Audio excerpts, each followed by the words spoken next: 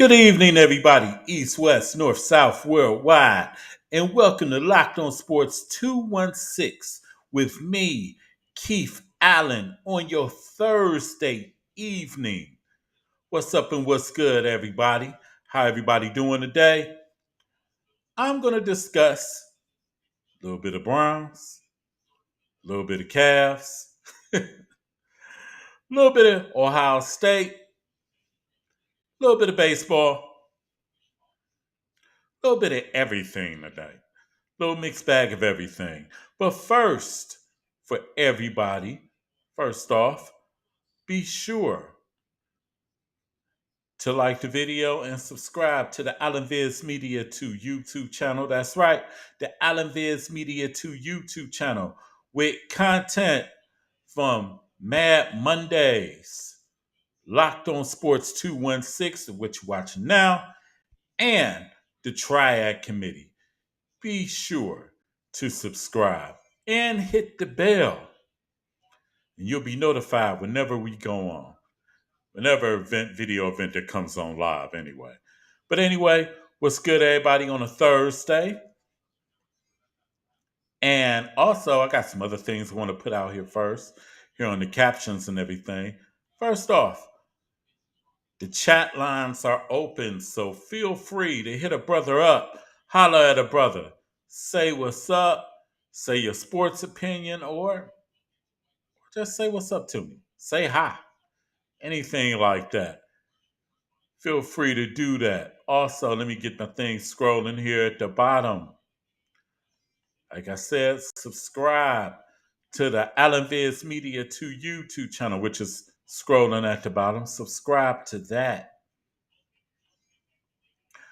And first, I want to talk about, I guess, the hot subject, the Cleveland Browns.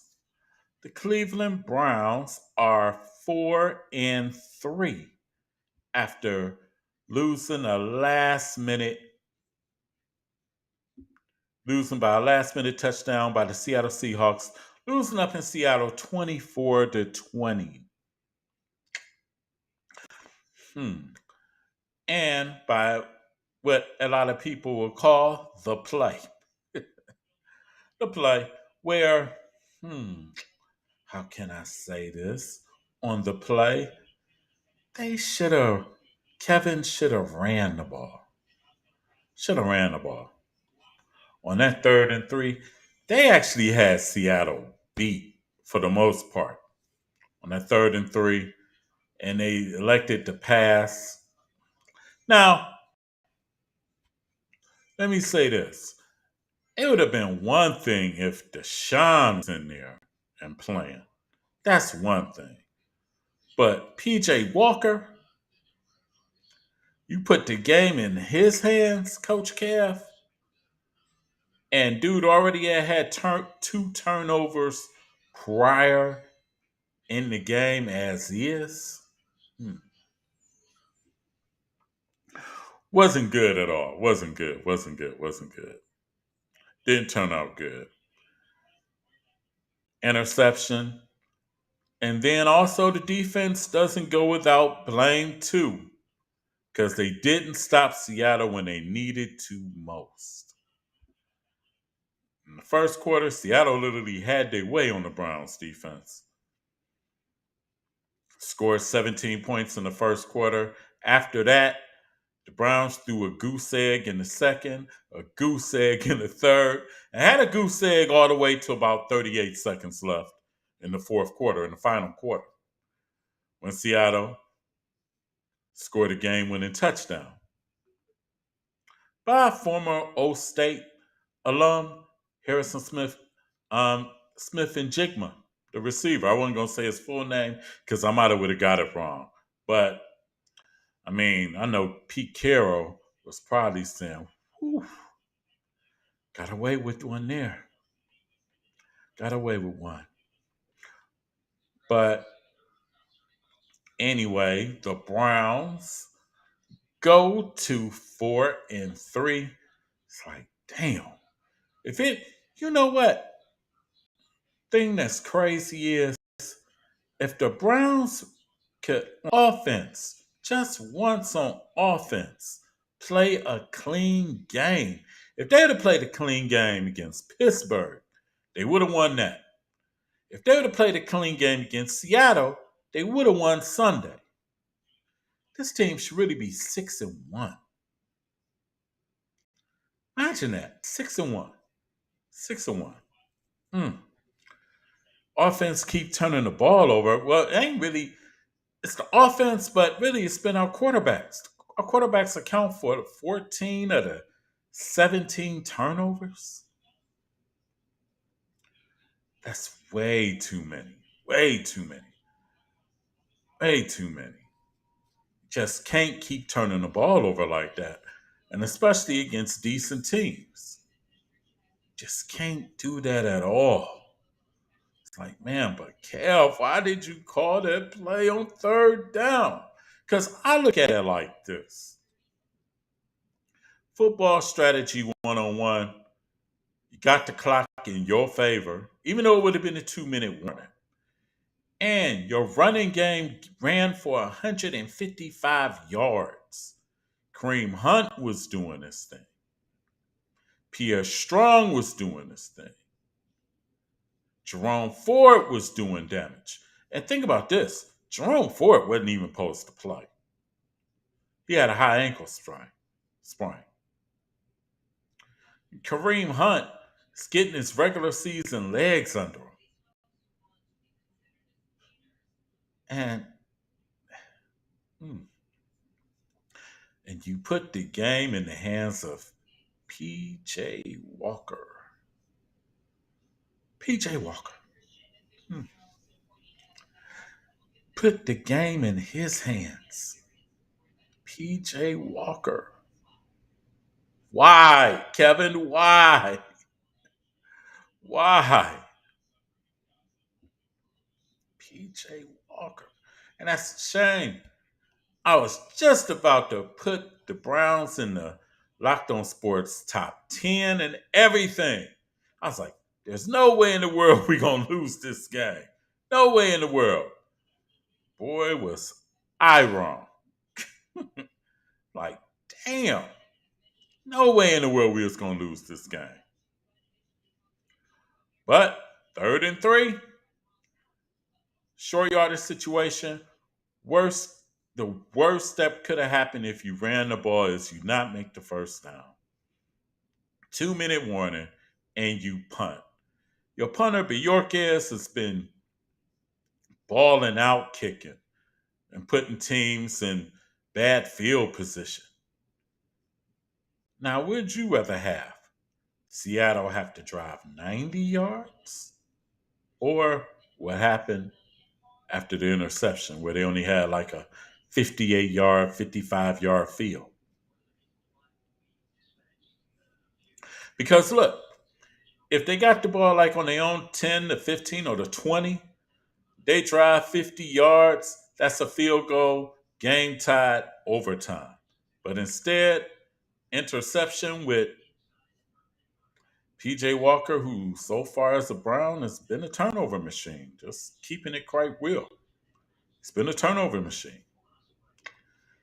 And damn, just all bad, all bad, all bad. Now, let me ask y'all this. Do y'all think the Browns should have made a deal at the deadline for a backup quarterback? As far as Deshaun, even though I know people talking about Deshaun practice today and yesterday, I seen in one video of him throwing the ball. He didn't have nothing on that ball. He threw it the good one. But he didn't seem to have much on it.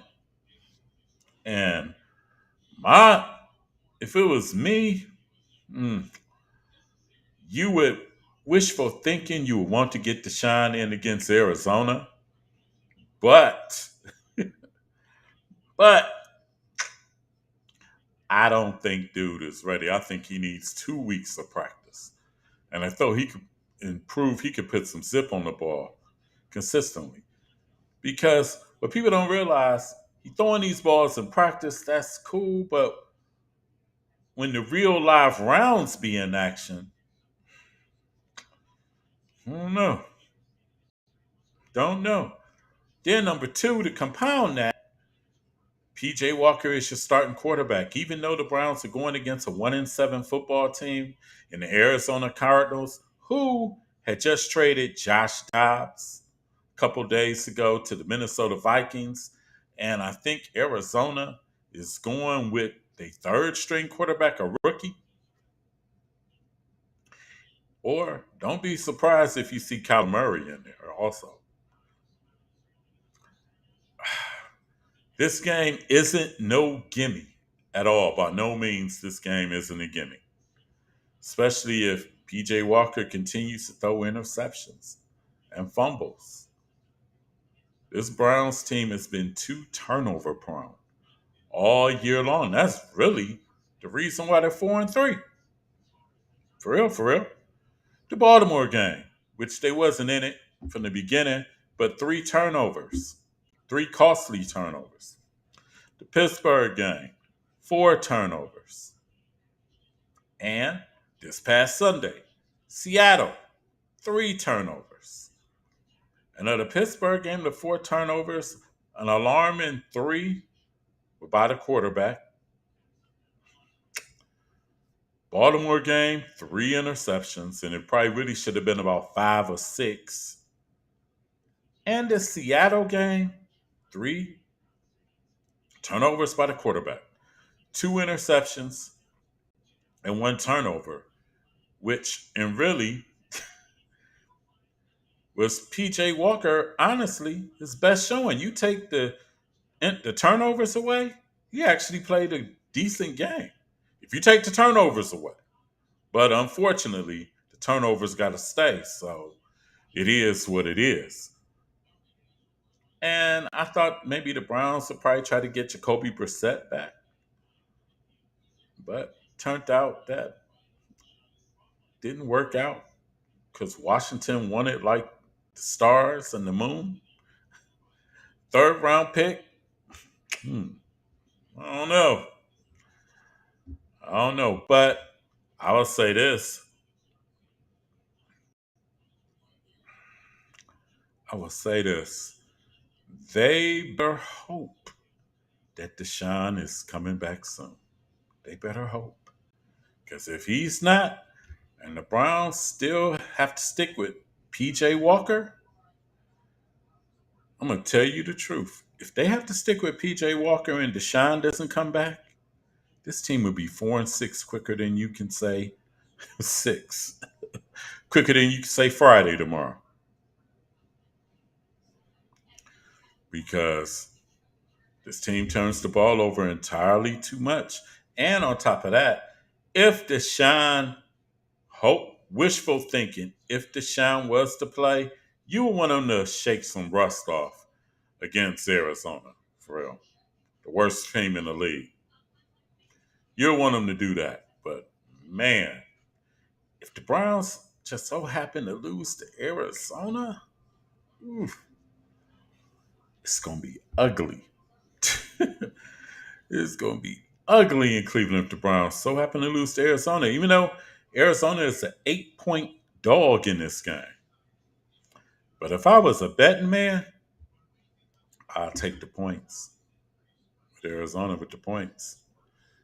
Because you really think about it, with if it's Deshaun, 8 points, yeah. You PJ Walker, propensity to turn the ball over a lot can change the whole dynamic of the game. For real. The whole dynamic of the game. Whole. Won't be good in Cleveland if they somehow lose to Arizona. But one thing I'm not going to let go unscathed also is defense because they did give up a drive at the end of the game. And if you're an elite defense, you got to win that game. Got to stop them. Got to stop them, or at least hold them to a field goal, at least. They went down there with little or no resistance. Little or no resistance in that last drive. Looked like they forgot to tackle on the one play to the tight end. Hmm, Man. And even though on the touchdown, it did look like DK Metcalf was holding, but the refs didn't throw the flag. So, end result, Cleveland Browns lose 24-20. And what's another alarming thing on that loss is how come Kareem Hunt didn't get no run in the fourth quarter? Why? How come he didn't get no run in the fourth quarter? Because me, myself, 3rd and 3, I'm giving the ball to Hunt. Give me 3 yards, Kareem. And if you don't give me 3 yards, for your kids, pin them back. That's what I would have done. But hey, I'm not Kevin. Kevin thought something a little different. He put the ball, the game in the hand, the balance of the game in the hands of PJ Walker. Kevin. Can't do that, buddy. You got to win the game by all means necessary. And sometimes you might have your theory on winning the game, but dude, you had Seattle's defense worn down in the fourth quarter, Kevin. You had their defense worn down in the fourth. You had them right where you wanted them. And like I said, even if you wouldn't have made the first down, you could have punted. And they'd have to go 90 yards. Now, if they go 90 yards, score a touchdown, you don't deserve to win anyway, if that's the case. But, whew, 4-3. And this is right now, the Arizona game coming up this Sunday is the Browns' biggest game of the year right now, as far as I look at it. It's their biggest game. Because this game is crucial. I'd rather be 5-3 going to face Baltimore than be 4-4. 5-3 going into Baltimore as opposed to 4-4.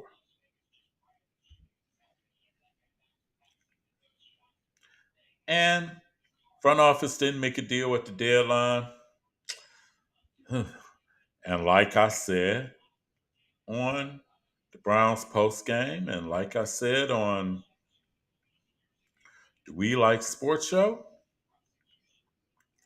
we're gonna see how serious front office really was. And they showed us they got rid of one of the productive members on the team, DPJ, Donovan Peoples Jones.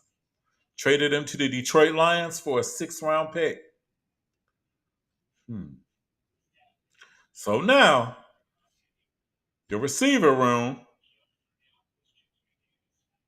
right now is basically Amari Cooper, Elijah Moore, and Dave Njoku. Because they're the only 3 receivers that's done anything for the Browns this year. So, and I guess Tillman is supposed to get more playing time. They don't really use Goodwin. And David Bell, has anybody seen David Bell? Anybody? He's on the milk carton. Him and Tillman. But I guess they found Tillman, I guess. Or what they'll do, they'll play and, still won't play Tillman. Now, has anybody seen Austin Watkins? Because that means if you traded DPJ, any of those spots, 4, 5, 6, should get a chance to get on the field. I'm just saying. They should get a chance to get on the field.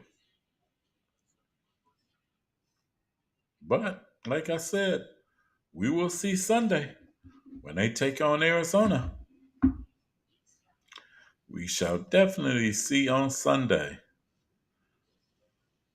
Because man, this team should be 6-1. 6-1. But instead, I'm also going to do a couple predictions on the games around the end of the show and things also as well.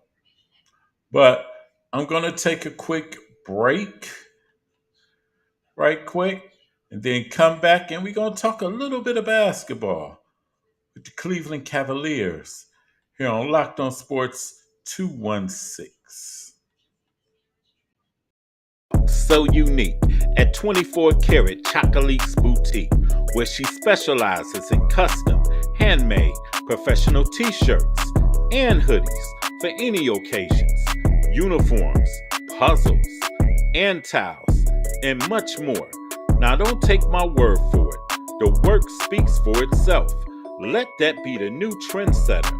Customize the way you like it, either for family reunions, gender reveals, graduations, or just a graphic tee at 24 Karat Chocolate's Boutique. Go and check her out at 1937 360 4386 or log on at 24ktchocolates.info.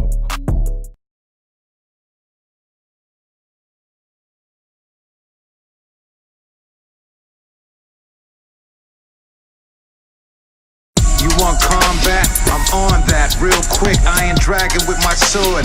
Lord, I'm so slick. Mano y mano, hand-to-hand combat.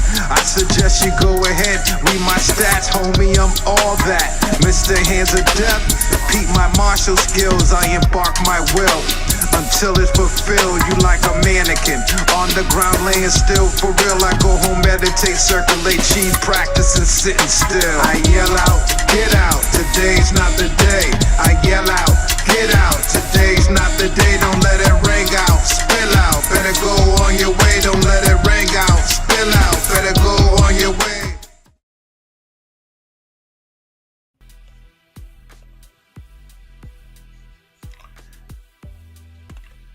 I'm back. Locked on Sports 216 with me, Keith Allen, on a Thursday evening on November the 2nd. Wow. Damn. This year has slipped by. We in November already? Wow. Wow. November. Wow. Mm-mm-mm. Pretty soon, everybody gonna be emptied in their wallets to go Christmas shopping.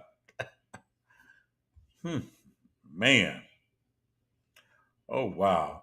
Well, anyway, be sure to subscribe to the Alan Viz Media 2 YouTube channel. That's right, subscribe to the Alan Viz Media 2 YouTube channel with content from the Locked On Sports 216 Sports Show, Mad Mondays, and for the Adult Talk, the Triad Committee that comes on every Saturday at 5 p.m. That's right, 5 p.m.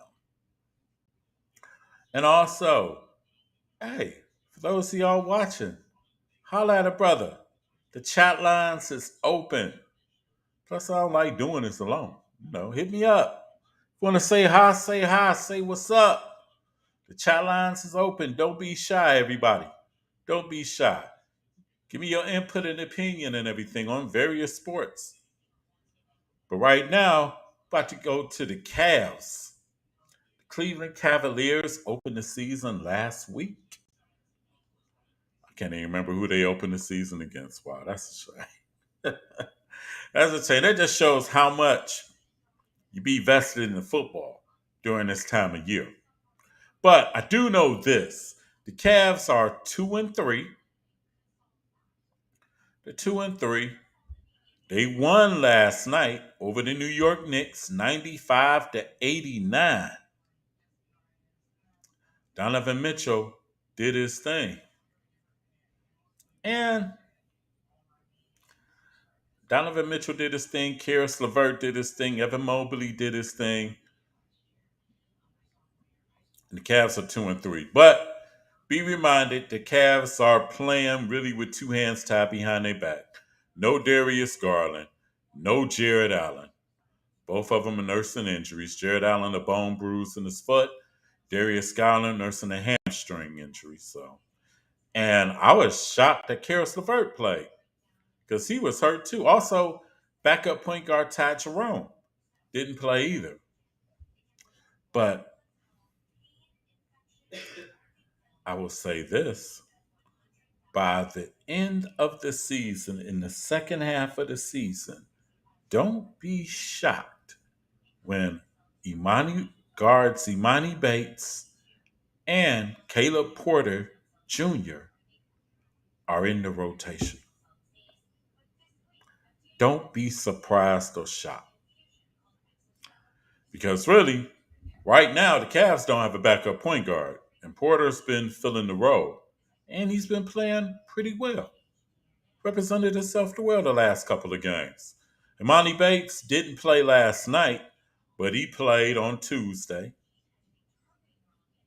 I'm telling you, both them guys are going to be in the rotation before the end of the season. And there was a Tristan Thompson sighting. About time, JB. Why would it take you almost 2-3 games to realize that you should be playing Tristan anyway? I don't understand that. And truthfully, you really should be starting Tristan at center. For real, for real. And having Evan Mobley play the four. Dean Wade starting experiment. No, no, no, no. No Dean Wade starting. No, have him come off the bench. Damian Jones playing ahead of Tristan Thompson? No. No, no, no, no, no. I've seen enough. I've seen enough. But really, I can't really, how can I say, I can't really go in on the Cavs because, I mean, right now, two former All Stars is out. Darius Garland and Jared Allen. So, I mean, hey. And, LeVert missed the game due to injuries. Ty Jerome missed the game due to injuries. So, this team's been kind of compromised. But I will say this. A lot of people is talking about Evan Mobley's progression and really hasn't progressed. How can I say this? Maybe Mobley is not that guy to be scoring like that. Just saying. Because I haven't seen him make an outside shot. Well, he did make a three in one game, but I mean, honestly, I don't see it. I would like to see him add like a 15-foot baseline jumper, but at the same time, he's been the big man. So I will say we will really see if Evan Mobley progressed in his offensive game when Jared Allen gets back and when Darius Garland gets back. Because honestly, Donovan Mitchell ain't no point guard. For real, for real. No, no. Mm-mm. And I think the only one that can get him in the spots where he's comfortable is Darius. For real, for real.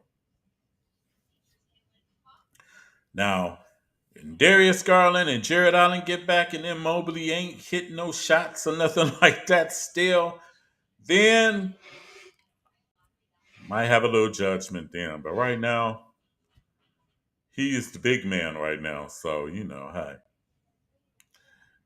let it be as it is. And it's early in the season. And tomorrow, they start the in-season tournament. The Cavs will be in Indiana to face the Indiana Pacers, who dusted us off last Saturday, 125 to 110. But hey, we was playing with our hands tied behind our backs. So hey. But the Browns, I mean, the Cavs is 2-3. Good Lord, the Browns are on my mind big time. 2-3, but there's a long way to go in the NBA season. A very long way. There was a trade made over the week.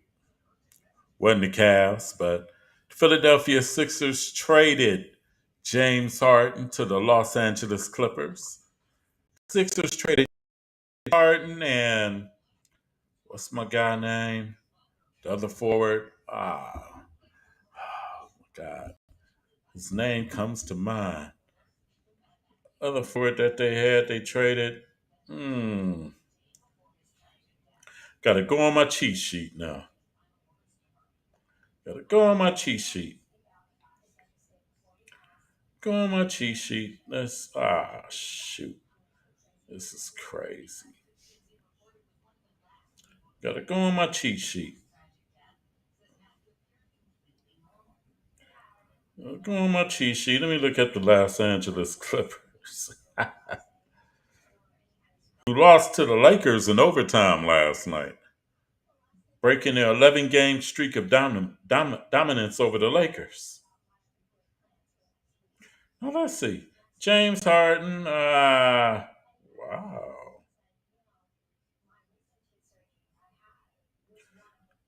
James Harden and Tucker. Yeah, they traded James Harden and Tucker to the Los Angeles Clippers. Clippers got one of the Morris twins, and they got Nicholas Batum, and they got some other people. And they got another kid. It's going to be interesting how that trade pans out. It's going to be interesting how it pans out in LA, period. Because to me, the Clippers are like, can I say, they kind of like the Cleveland Browns of the NBA, where they've made a lot of splashy acquisitions, but it hasn't done nothing. For real, for real. Think about it. They made all the splashy acquisitions, but yet the Lakers won the championship during the COVID season. They made all the splashy acquisitions. They got Paul George, Kwame Leonard, now James Harden. Yet the Lakers with LeBron James and Anthony Davis went to the Western Conference Finals. And nobody gave them a shot last year. And this year, I said the Lakers are probably one of the dark horse favorites to come out the West. They're definitely in the top four of the West. Clippers, I mean, where do you put them? Where do you put them? I mean, sounds good, but until they show me something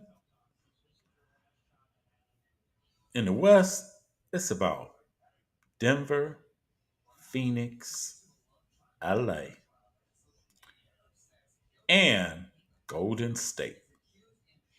For real. That's it.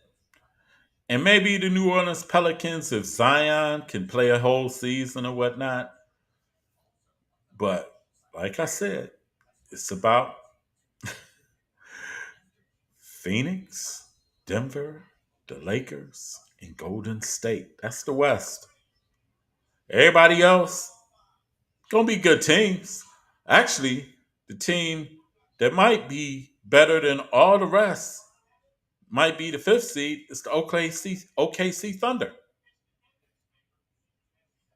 I actually like what I've seen out of them thus far this year, so far.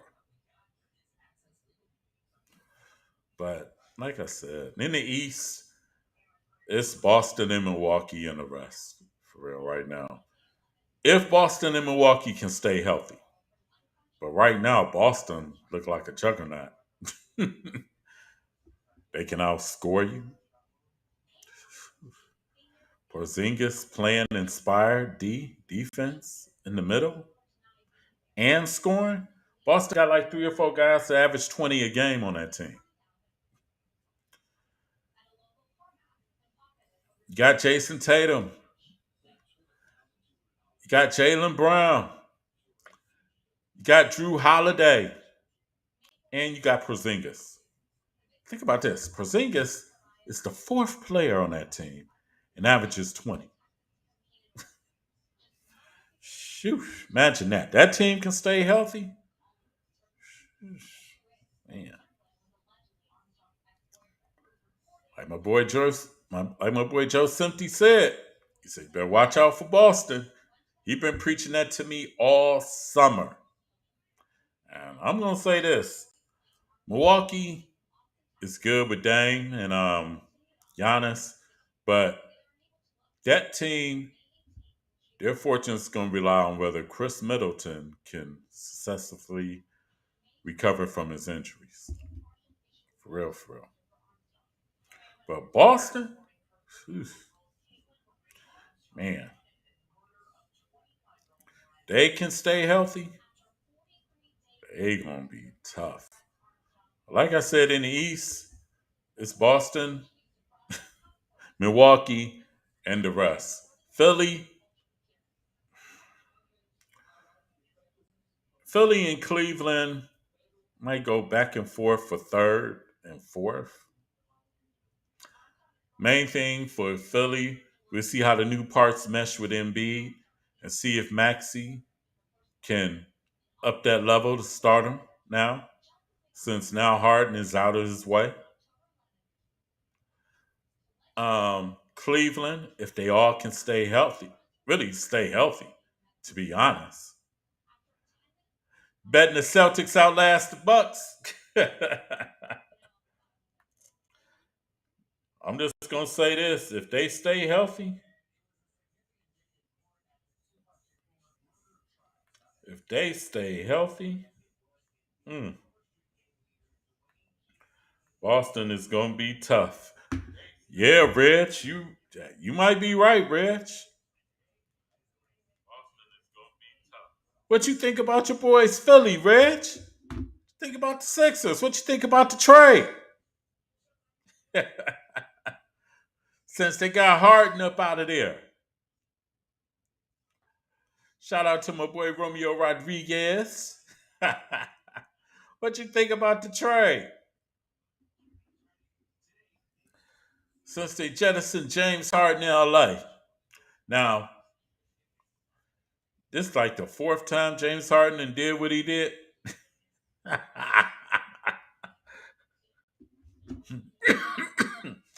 average, average Joes. So what you got Philly coming? Ooh, excuse me.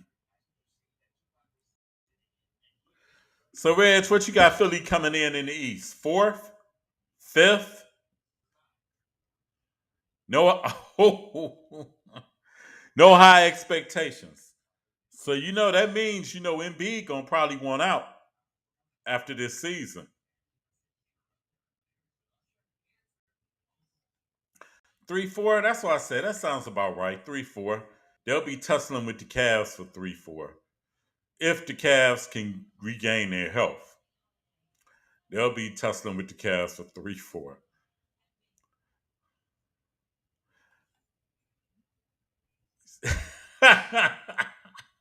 You said he should. Oh man. Hey, did you watch my football poll for the NFL? Because I almost melted when I said the number one. I almost passed out when I said the number one team. But you gotta check it out. You gotta check it out. But like I said, it's really Milwaukee, Boston, and the rest. Yeah, you gotta check it out. It's the Locked On Sports NFL Top 10. Yeah, definitely check that out. Check that out. Check that out. But like I said, in the East, it's Boston and Milwaukee and the rest. Because I don't know what Miami gonna do. I don't know what. I don't know what the Cavs probably be number 3. Then after that, it's muddled because you got Philly, the Knicks, Miami, Atlanta, um, Orlando. I think Orlando might make a jump up. But after that, ain't no telling. And East, like I said, it's Milwaukee, Boston, and the rest. But anyway, moving right along in the baseball, shouts out to the Texas Rangers. I interviewed a Rangers dude on the We Like Sports show on Monday, and he wanted Texas to clinch it at home, but I said Texas got them. They got Arizona where they want them, at Arizona. Think about this. Texas won their first World Series in 63 years, which means there's hope for this team. Their first World Series in 63 years in that franchise's history. And think about this. They did it, most of their damage on the road. They went 11-0 on the road during playoff play this season. And this team finished under 500 in the regular season on the road. Imagine that. But congratulations to Bruce Bochy, the Texas Rangers. Congratulations to Simeon, Araldis Garcia, who was hurt. Let me see who else. If I ain't mistaken, ain't Araldis Chapman on Texas too? Wow. Scherzer. And Texas did something that this team here won't do: spend money. It's okay to have your prospects, but you got to spend the money. Got to spend some money. And I ain't saying you got to have a payroll like the Yankees or like the Dodgers or like San Diego, but damn, gotta put something into it. You get what you put in, because Guardians keep pulling everybody's shoehorn about the minor league prospects we got. Hmm. So if the Rangers can do it, the Guardians can do it. And think about this: 2 years ago, the Rangers lost 100 something games, and they went from ashy to classy in 2 years. 2 years. 2 years time. And it's crazy because I wrote them off against Houston. When Altuve smacked that home run in game 5, I wrote them off. And boy, did they prove me wrong. But like I said, congratulations to the Texas Rangers on winning the World Series. They first won in 63 years. In the franchise.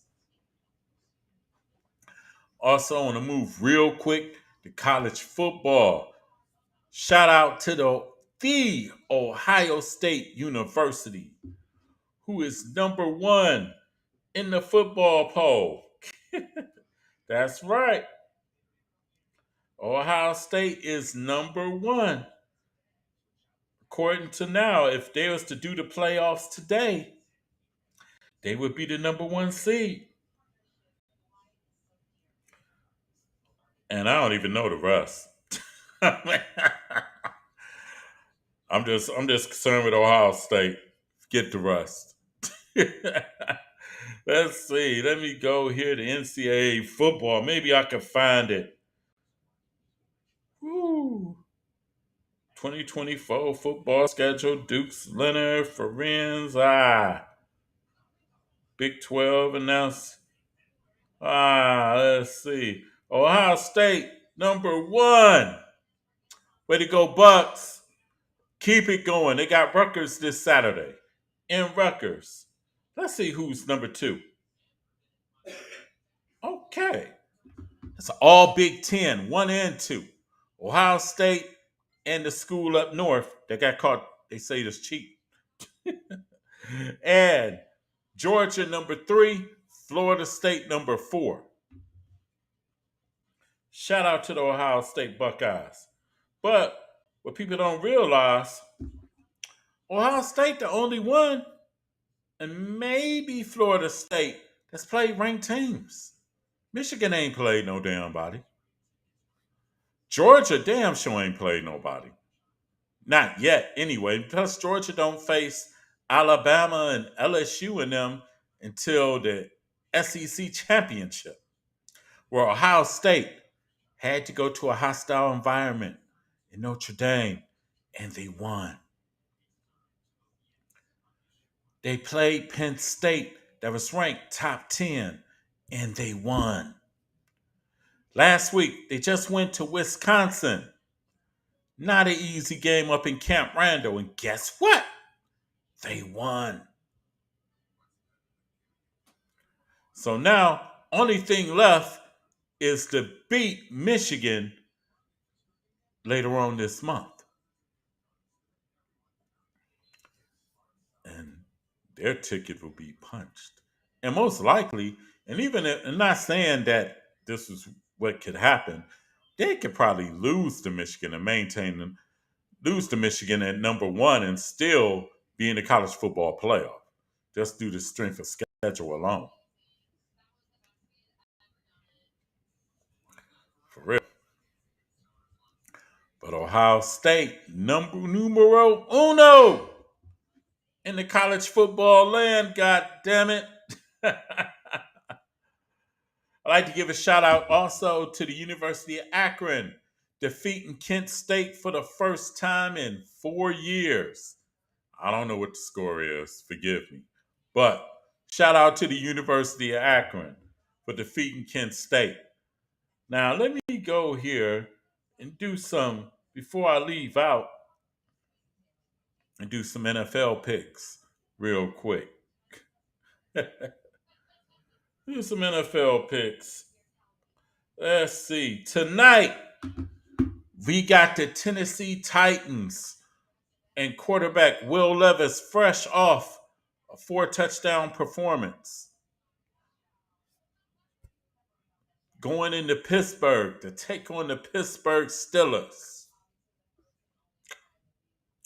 My prediction for tonight is Will Levis look good, but this will be a big test for him against Pittsburgh.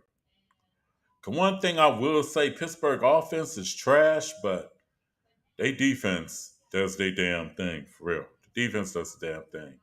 So I'm going to go with, in this game, I'm going to go with Pittsburgh. Think it'll be a close game. It reminds you of the old school Pittsburgh, Houston Oilers physical games. I'm going to go with Pittsburgh. And they'll probably win by 3. Moving right along to November 5th, you got the Miami Dolphins first thing in the morning, Sunday morning, going up against the Kansas City Chiefs in Frankfurt, Germany. If you watch my rankings, number 5 versus number 3. I'm gonna go with, I think the Dolphins are gonna pull it out. Because if you really think about it, Kansas City's offense hasn't been the Kansas City offense this year.